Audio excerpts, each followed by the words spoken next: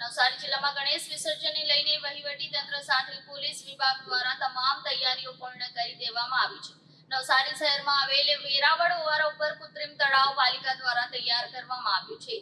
સાથે જ નદીમાં પણ વિસર્જનને લઈને તમામ તૈયારીઓ પૂર્ણ કરી દેવામાં આવી છે। નવસારીના વેરાવળની નાની મોટી મળીને કુલ 5000 જેટલી પ્રતિમાઓ દર વર્ષે વિસર્જિત કરવામાં આવે છે, જેમાં આ વર્ષે વધારો નોંધાવા પામ્યો છે।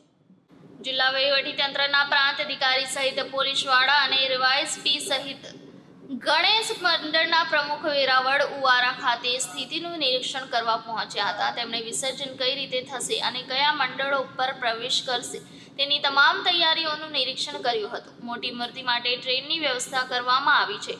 કોઈપણ અકસ્માતની ઘટના કે કાયદાની વ્યવસ્થાની સ્થિતિ નિરંતર રહે તે માટે 3 DYSP, 18 PI, 40 PSI, 1000 પોલીસ સહિત હોમગાર્ડ જવાન તહેનાત રહેશે।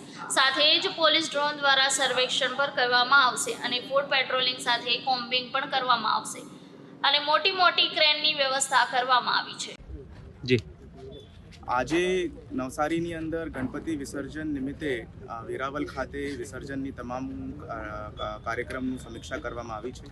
આ વર્ષે નવસારીની અંદર ગયા વર્ષ પ્રમાણે વધારે ગણપતિની મૂર્તિઓની સ્થાપના કરવામાં આવી છે અને તેના વિસર્જનની તમામ કાર્યવાહી સંકલનમાં રહીને પૂર્ણ કરવામાં આવી છે।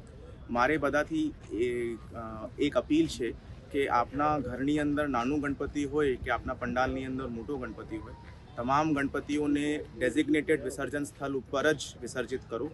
આખા નવસારીની અંદર 54 લોકેશન્સ 54 જેટલી લોકેશન્સ આઈડેન્ટિફાઈ કરવામાં આવી છે, ત્યાં જુદા જુદા ગણપતિઓનું વિસર્જન કરવામાં આવે છે અને મને ઉમ્મીદ છે કે આ વર્ષેનું ગણપતિ વિસર્જનનું કાર્યક્રમ બધા માટે અમે સ્મૂથલી યોજાવી શકશું।